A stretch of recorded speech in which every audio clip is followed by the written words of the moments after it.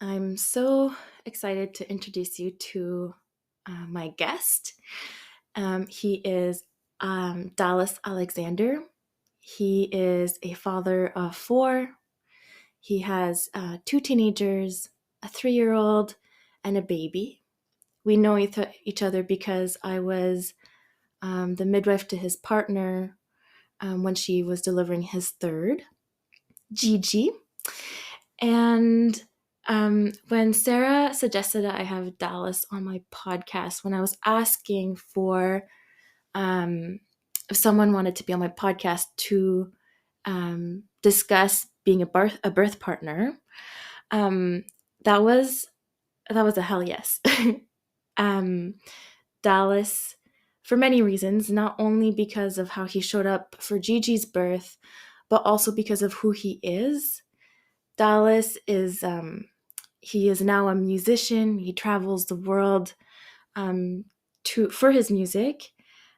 He was previously in the military, and he left because of autonomy. He left because his core said, I'm going to stand up for myself.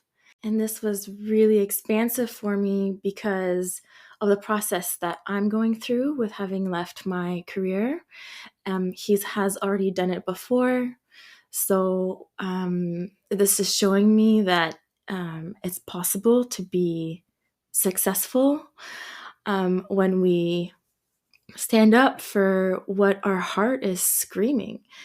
And so I hope that this podcast episode is just as inspiring to you. And I hope that you enjoy. Hey, Dallas, thanks for being on my podcast. So things I want to discuss with you are your birth that you've had with Sarah or with your previous partner. I loved how you showed up at Gigi's birth. And so there's a lot of men who, or partners who just don't know, they can feel anxious or they don't know how to show up the best way that they can. And so I'm wondering if you have advice or anything that helped you show up confidently in a moment where it's not something that you do every day. It's something that you had to show up for because of love. Mm-hmm. For me, a big part of it was like seeing how Sarah prepared, Mm-hmm. and we prepared together, like reading books and having conversations and going back and forth about what we wanted and what we didn't want. That was a big part. Knowing that she was prepared, I saw her preparing. I saw her like watching what she ate, how she trained, what she filled her mind with, and that gave me a lot of confidence to just be there how she needed me to. So that was kind of part one, was the preparation. And then there was so this was the first one, like you said, I had 2 kids before. They were both born in the hospital. This one was a little bit different, but the preparation outside of okay, how far away are the hospitals? What kind of response time? I actually drove the routes to see how long it would take me, knowing that I could also speed that up a little bit. Yeah. So a lot of it was the preparation beforehand, Yeah. Watching her prepare and then being prepared with stuff we wanted to bring, having music and the lighting, how we wanted it. That was the before preparation. Then going into it was just trying to be present with Sarah. I knew she was prepared. I knew she could do it. I had complete faith in her. And that made it very easy. Mm-hmm. How long was her entire labor? Because with me, it was really short. Yeah, it was a while. She was, I don't remember all the time. She was in labor, I guess, or having contractions. I don't know the clear cutoff line, but having contractions for I think it was a day and a half before we finally drove over to the birthing center to see you. Yeah. Did you feel calm throughout that long process? Did you feel like it was long? She probably felt like it was longer. I was pretty chill.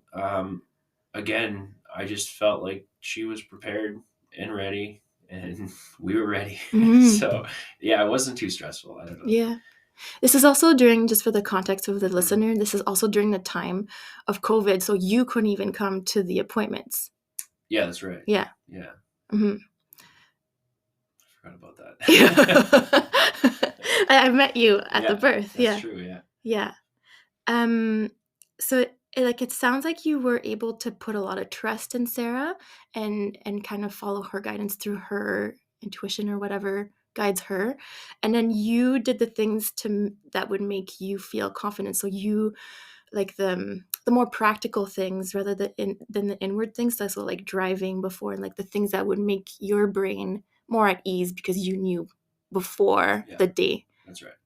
Yeah.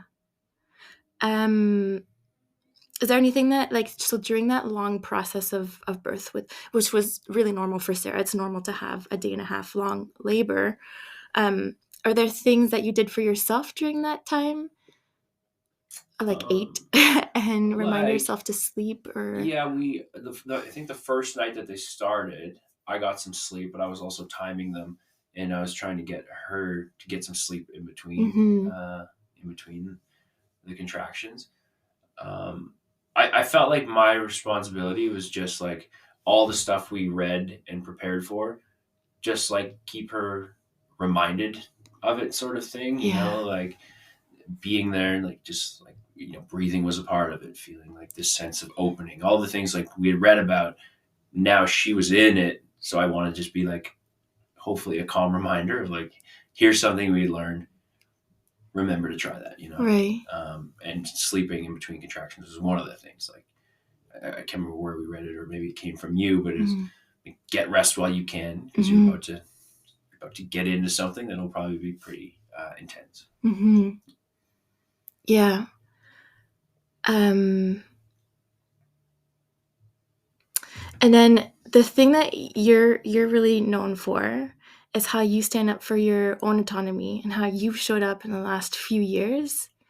And so, like, just what I see other than you is just that, like, the people who had to leave the healthcare, that my colleagues who've had to leave their job or they feel like they were trash. And I'm just wondering what helps you not feel so reactive and feel like you're really grounded in the decision that you're making for yourself. Yeah.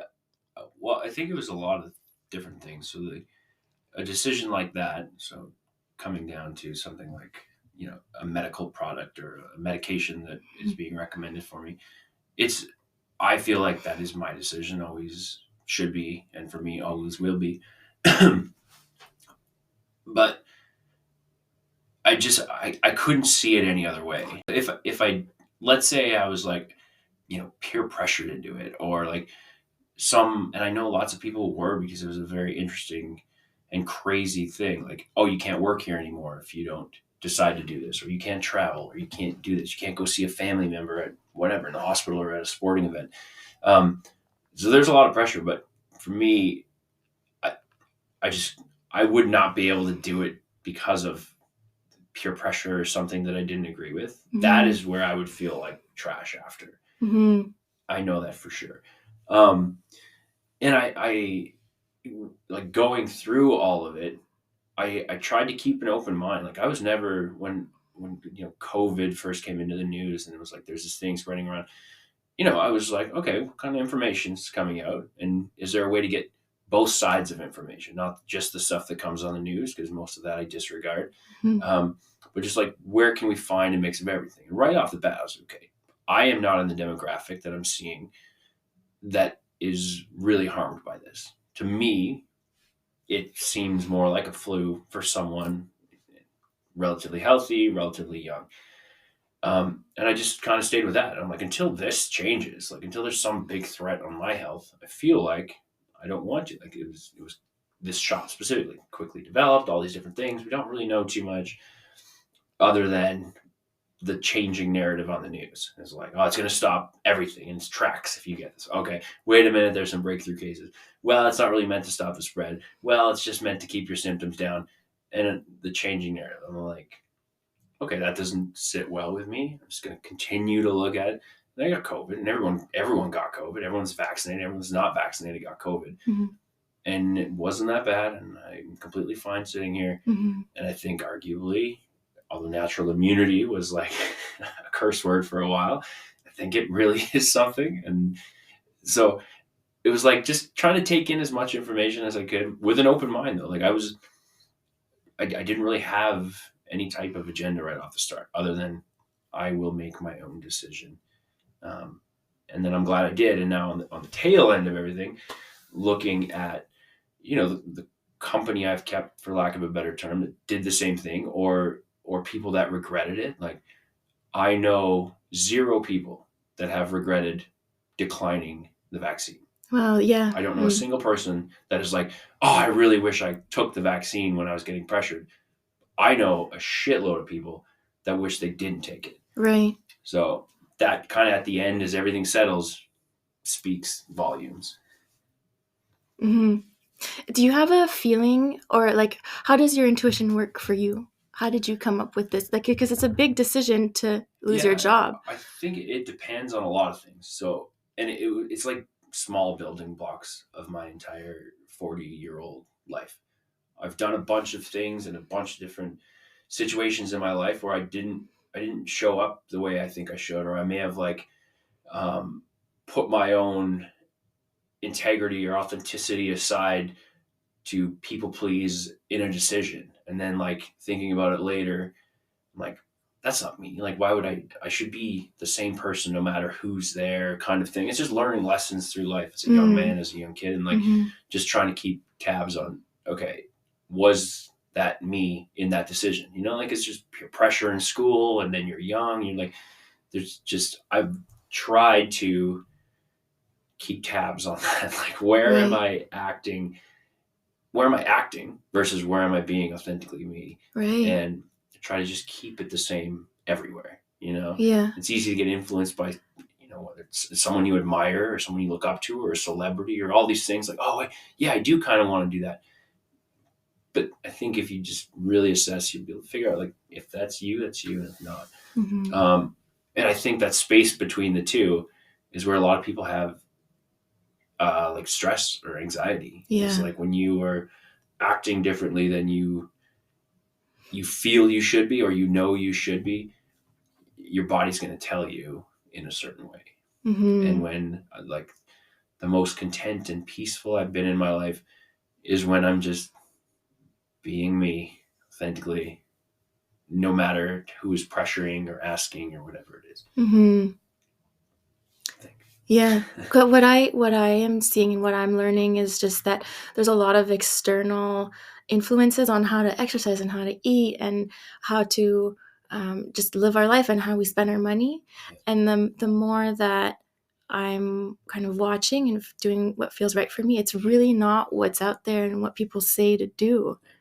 Sometimes it is coming and going, getting advice from someone that you feel confident in. Your intuition has led you to that person for a reason. Um, but kind of like you, it's always coming back to ourselves. Yeah. Yeah, and I Well, I think think it's that's powerful. Like most of the things that you mentioned, if you follow the trail far enough, it leads to money. It leads to a dollar value for somebody. right. A nutrition plan, an exercise The routine, recommendations, the yeah, everything, yeah. recommendations, the food pyramid, everything, whether it's government or an individual business owner, at some point is that marketing funnel that leads back to you giving your dollars away.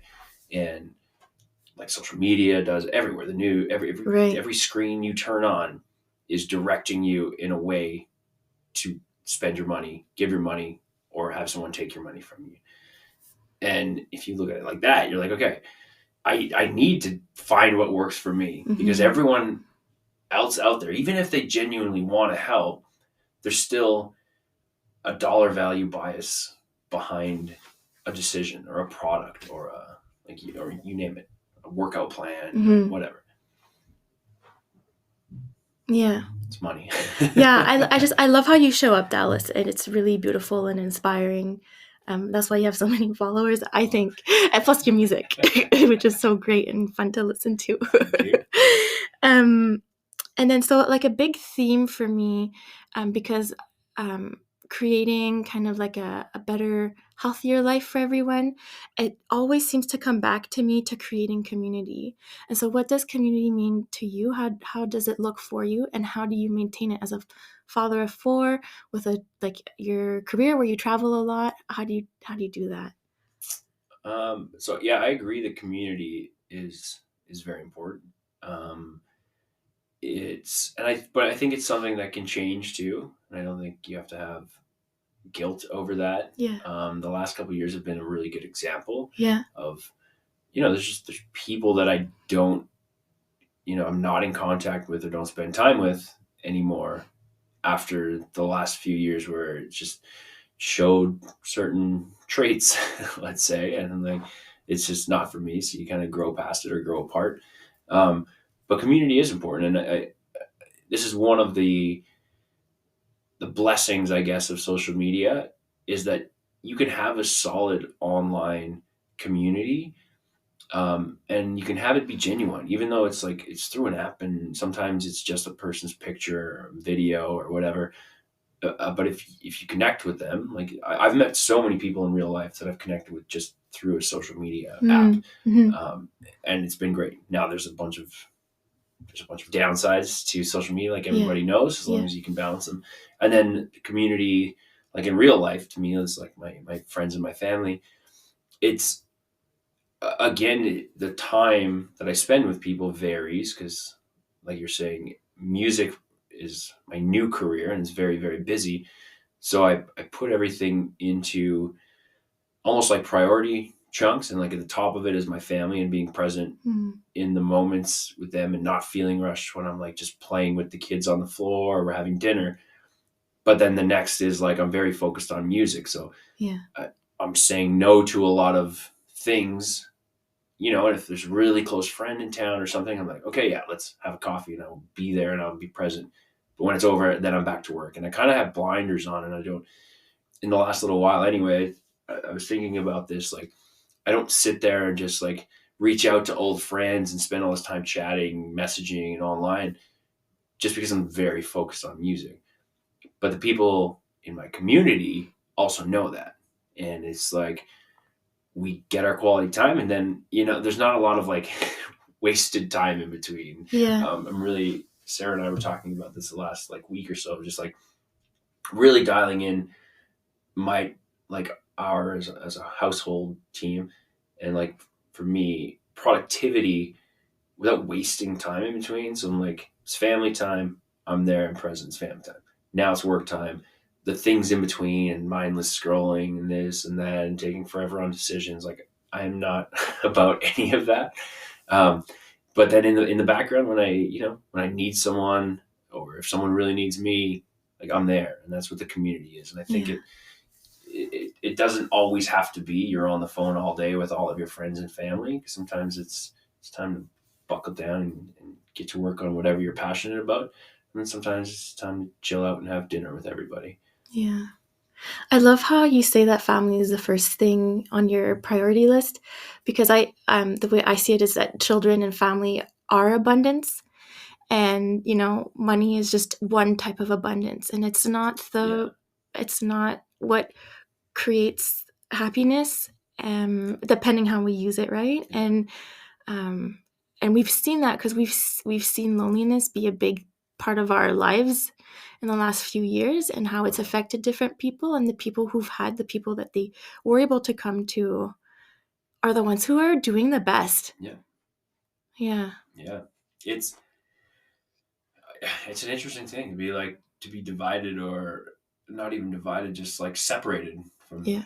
humans and people you care about, and being told you can't, and then like I don't know. I didn't really listen to any of that, so I wasn't as affected. Yeah. But like, the people that followed all of the rules, there were people that were alone Yeah. for long chunks of time. Yeah. And afraid, It's fucking and terrible. even there were rules where they're like, go and reach out to people, it's important, and then they were so afraid Yeah, that they didn't. yeah, Yeah. yeah.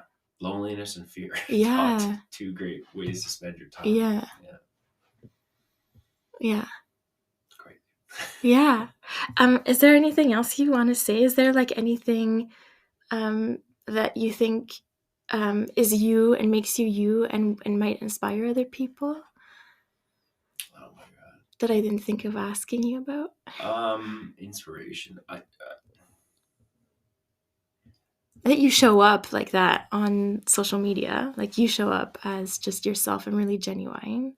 I try to. Yeah. Yeah, I think I don't know the most inspiring, but also not what some people want to hear. Probably is like it's something that I tell myself, and Yeah. it's just to continue growing. Like Mm. you are going to mess up your whatever, your nutrition plan, your workout plan, you whatever your next thing you're trying to do to be better, whether it's read more, tell the truth all the time, act the same in front of everybody, all these things you're going to at some point deviate from your like ultimate goal probably, and you're probably going to do it again and again and again and again.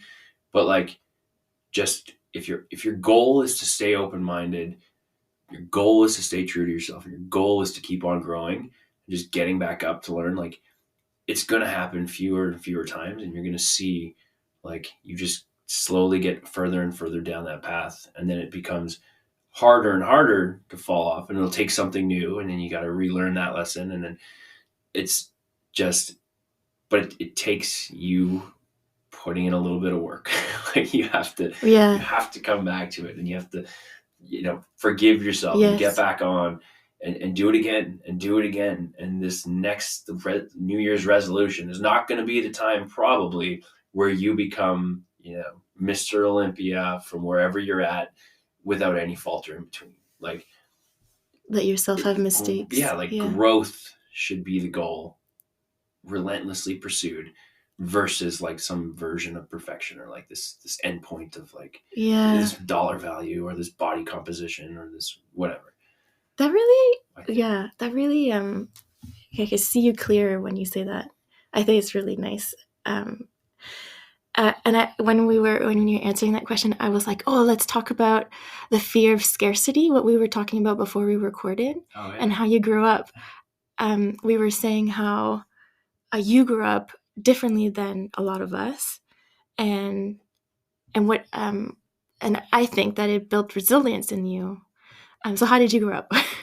I grew up in a Métis settlement in Alberta, and what we were talking about before is just like financially we were not well off. Like there was a lot of times where like we were quite poor. Um, and what we were talking about for context is one of the houses that we lived in when I first moved to Fishing Lake had no power or water, like running water. There was a well outside that we had to go pump water. And then my mom cooked on like a wood stove. But I enjoyed it. Like there's no part of that where I felt like I was longing for us to have more money or something. Do you know? Yeah. Like I lived out in nature, and I had a loving family, and Hmm. like we had like I was not like starving for days when it was like we're too poor or whatever. Like, but we just used what we had, and I always now I'm not afraid to be poor. I'm not like if I Yeah. lost all of my money, all of Right. this whatever it is that we attach ourselves so much to, Yeah. like we'll be fine.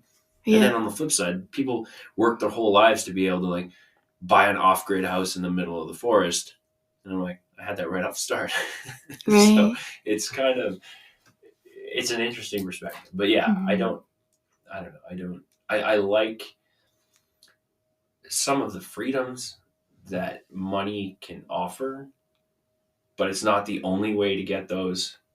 And I don't know. I have a different opinion of Yeah. money. I think it's I Yeah. don't really And care about it that that much. that conversation has expanded me because I've I've never been poor, and what I'm doing right now is creating a lot of fear in me, and it's really nice to hear that abundance shows up differently, and that joy comes from just being again with people, Yeah, and so like and we just live in a culture where we're so afraid of not having enough money, and even when we have a lot of money there's still that fear. yeah.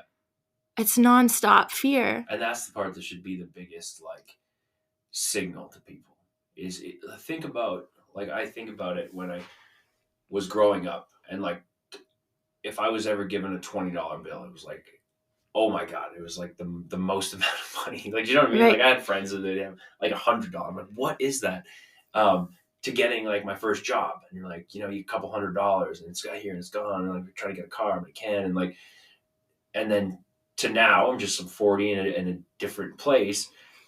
But there's people that have the same journey through work, through saving. Now they have this. Now they have some thousands in the bank, or hundreds of thousands, or millions in properties and things. And it's like it's still not enough.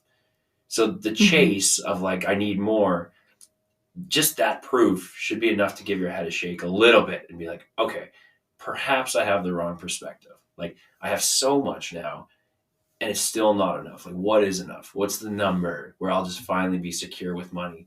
It's probably not there, which is why people get to hundreds of millions and billions, and they just keep needing more and more. Um, I think it's good to manage your money properly. I think it's good to be financially literate and learn about it, and how money works, and being an entrepreneur works, and compound interest, and even a little bit in the stock market, all this stuff. It's all good, and it's good to use your money and have it work for you. All Mm-hmm. of that stuff is good. Mm-hmm. But like to live in fear because you might lose some of it, or you might not have it one day, or you need more to feel secure. I don't agree with that. I think Yeah. it's an abundant universe, Yeah. no matter how you Yeah. slice it. And we can see that it keeps people out of integrity because of like needing to Oh, do something specific, which is so much time. What we do for work is so much time, um, like having to keep doing that thing for money. yeah, Yeah. it's an interesting. So like I think it's a good quality or characteristic. So for thinking about children now, so I have two boys that are teenagers and two that are very young, and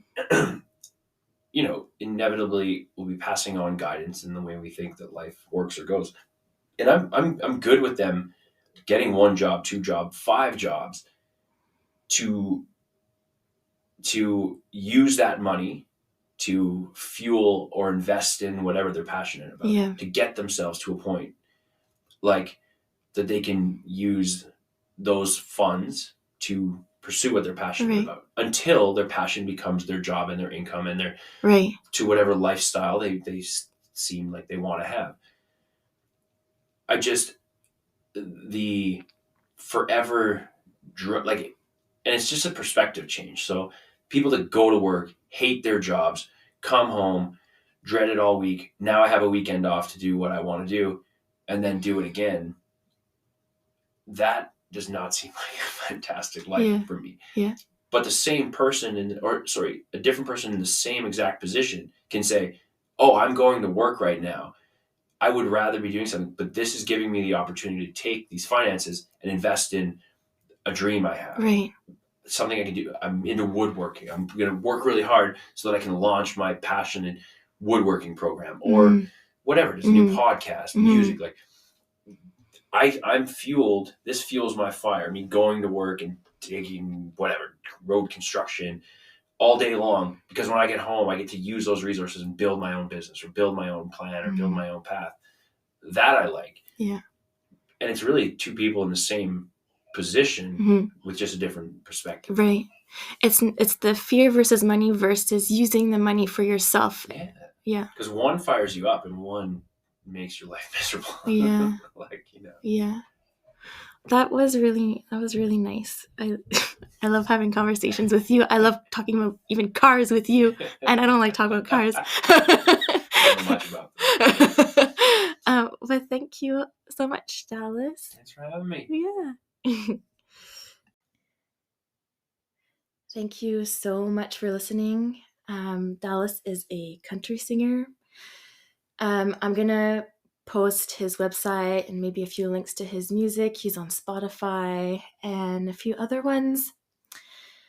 He was also on a podcast. He was on the Sean Ryan show, and that podcast went viral. He was speaking about his experience in the military and then his experience leaving the military. And then the feds came in and censored it. And so it's back online because it was recorded in the United States. And lots of process in between that to get it back online. Um, so if you are interested in that process, it's there. And Sarah and I are making we're putting together um, an episode on how she prepared for birth and her perspective of how Dallas showed up and that kind of thing. So that's coming. Um, yeah. So I hope that you have a wonderful day.